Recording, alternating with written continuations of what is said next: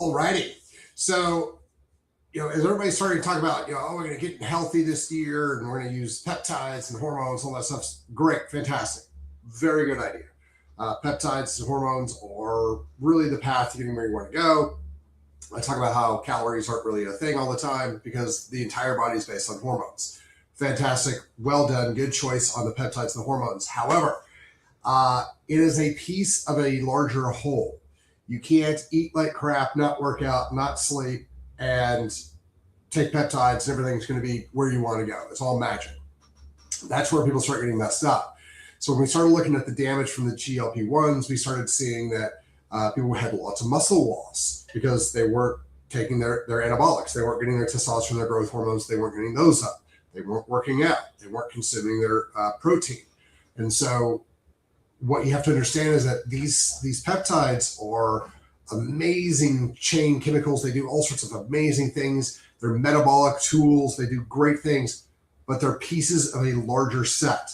And so if you're going to take, even Retta can do some amazing things if you're not working out and stuff like that. But if you lose a bunch of fat, you don't build the musculature, you're not improving your metabolic function. You're not improving your overall health. You're not providing for long-term function. And one of the funniest things is that I've had a bunch of people lose a bunch of fat and they're like, why am I not ripped? Well, because the fat wasn't covering jacked, beautiful muscles. It was just there. And so when you lose it, you don't have anything underneath. So when you start looking at some of this stuff, recognize that you're like, well, all the bodybuilders are taking them. Yeah, they are. They're getting phenomenal results. But those tools are helping them heal, regenerate, repair from the workouts they did to build the musculature. So when we start looking at these things, they're not magic. They're not going to, you take 3 or 4 peptides and all of a sudden you're, the Adonis you've always wanted to be. So these are add-ons to regular things. Anybody who tells you, oh, you just got to take this and you'll get the body you want, the health you want, you can eat whatever you want to. And I'm seeing a lot of that with both the GLPs, the Retta and stuff like that, who are saying you can eat whatever you want and you still lose all the weight and you still get super healthy. I wouldn't walk down that road mentally because it's going to end up hurting you long term. What I would highly recommend is that you use these tools to help you get where you want to go. So for instance, using a GLP-1, like let's use Retta for the example, which is a GLP-3, which is my favorite, so we're going to use it. It calms the food noise down, so you're not always snacking.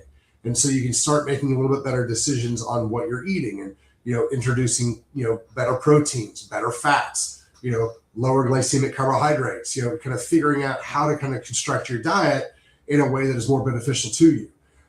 So that we can make long-term changes so that if you need to, or you choose to, or it's best for you to come off of these peptides, you've developed new habits, you've developed new food sources, you've developed new recipes, you've kind of changed your life in a manner that is now more beneficial to your long-term health. Maybe you started working out, maybe you started going out for walks, like whatever it is, but you've actually made real change on top of just adding in peptides and things like that. Now, when we talk about hormones, you cannot, and this I'll get crushed for this, but this is my opinion, you cannot be healthy without your hormones where they're supposed to be. If your fasting insulin isn't where it's supposed to be, you've got insulin resistance, you're walking down the road toward diabetes and brain deterioration and joint deterioration and just horrible terribleness. So if your insulin hormone isn't where it's supposed to be, you've got to fix that. Retta's phenomenal for fixing it, but you've got to fix the insulin thing. And that's going to end up being, at the end of the day, diet to some degree. So you've got to work on that. If you're like, oh, well, my metabolic function is not where I want it to be. Your metabolism lives in your muscle tissue. So you're going to have to build some muscle tissue, which means you're probably going to have to do something physical to work out, whether that's body weight squats and walking around the neighborhood, or whether that's lifting weights, or whether that's, going to the gym for an hour and a half every day and crushing it. Depending on where your goals are, you're going to have to do those things. Now, the thing that I love more than anything about getting your hormones back where they're supposed to be, getting your testosterone up, your insulin levels down, resetting your estrogen levels, especially if you're a woman, getting all those things rebalanced, is that once you get the hormones where they're supposed to be, and then you can manage and regulate them with foods and stuff like that, now all of a sudden, you can get the gains, you can get the things that you've always wanted to get. You can build the muscle, you can lose the fat, you can have the energy, you can have all those things, But that's the thing, you've got to maintain them with the inputs into the body. And so those major inputs are going to be diet, because that's going to be your glucagon, your leptin, your ghrelin, your insulin. All those are going to be diet. And then testosterone levels and things like that, growth hormone, have a lot to do with physical activity. And so as we kind of put all those things back together, now all of a sudden you've developed the tools to get you where you want to go. And I talk about this a lot, where we'll have somebody come in and they're like, when we first go through the goals meeting, they're like, I just want to be healthy. Like, fantastic. Like, I don't need a six pack. I don't need big arms. I just need to be healthy. Like, great. That's fantastic. And then like 6, 7, 8 weeks in, they come back in and they go, remember how I said I didn't need a six pack? And I'm like, yeah. And they go, I'm just curious. Let's say I did want the six pack. What's the program look like if I wanted to change it for that? And that's always my favorite conversation, because what that means is that they finally, lots of times for the first time ever, the energy, the sweat, the blood, all the things that goes into, changing your body and changing your health, they got a return on that investment that was equal to or greater what they thought it was going to be. And so now for the first time, they're like, oh, if I do go to the gym, if I do eat right, I will get the results I've always wanted, because we've rebalanced their hormones, we've reset their metabolic function, and we've kind of taught them how things really work. And so now they're starting to get results that they never got before. And so they're like, well, maybe now I'll be willing to spend a little bit more time in the gym. Now maybe I'll be a little bit more diligent with my diet. And those were always my favorite conversations, because that's when people start to recognize that their body will work with them and will do the things that they want it to do. They just have to make sure that they're on the right playing field to begin with. So, those are always great. So if you guys are using these things, fantastic, but think long-term. Think this isn't a thing we're going to use just peptides forever.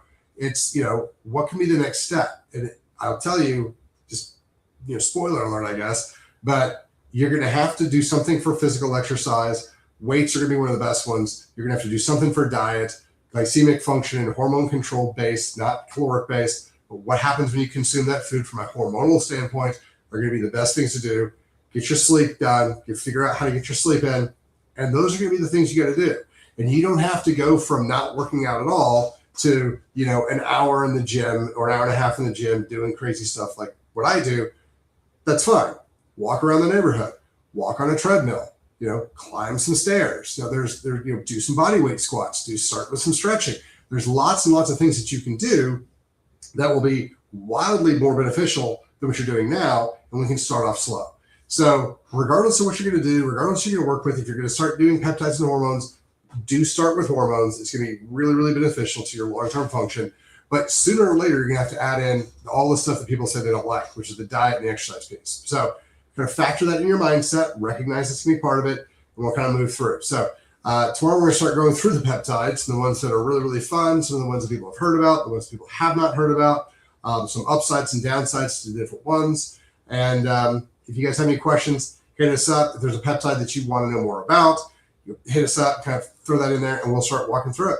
Otherwise, you guys have a fantastic day. Thanks for your time.